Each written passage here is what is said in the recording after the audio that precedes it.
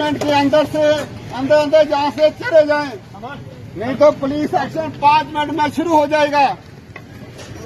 तमाम लोग सुन लें, 5 मिनट में जो नहीं जाएगा गिरफ्तार कर लिया जाएगा।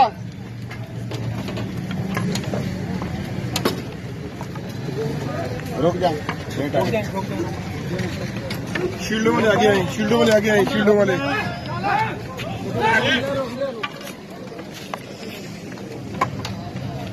अगर किसी ने कानून को हाथ में लिया तो दहशतगर्दी के मुकदमा दर्ज होंगे उनके खिलाफ।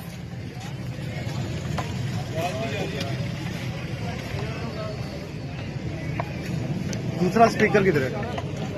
दूसरा स्पीकर था एक और। चले बेटे आगे ले।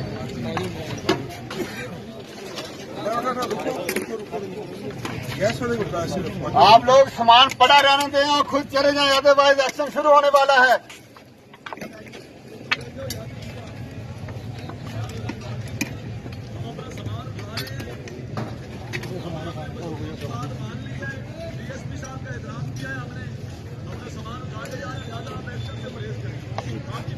आपको 5 मिनट का टाइम है, 5 मिनट में आप चले जाए, सामान आपका इधर पड़ा रहेगा, पुलिस उठा के खुद छोड़ आएगी।